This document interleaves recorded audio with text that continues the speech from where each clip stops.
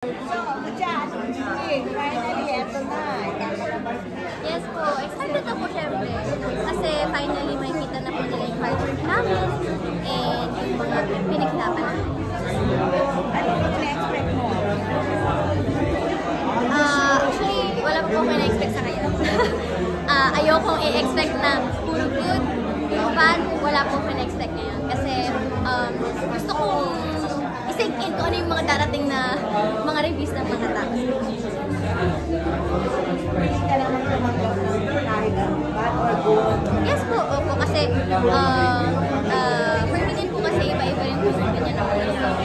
Iba-iba po yung perspective ng mga tao. And normal po yun na makakatanggap ka ng bad reviews. Sa showbiz po talaga.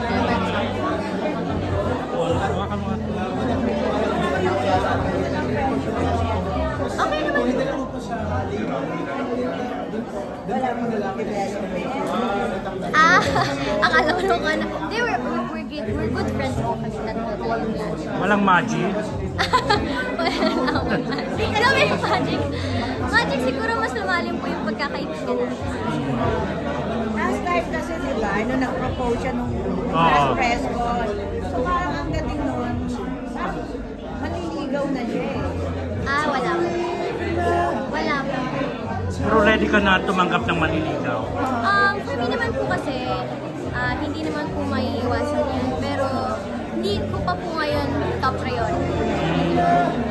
Ayun. I can say no, I can say yes. Kasi po, normal din naman po talaga yun sa dalaga, ganyan. So, ayun po. Pero ngayon hindi pa po yun yung priority. Ready ka mo mag-go yung love team ni Po, yun po gusto ng management.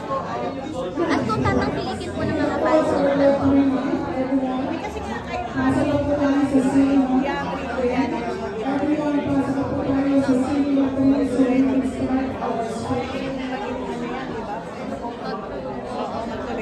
actually, magtutuloy-tuloy po ito lahat sa plastic.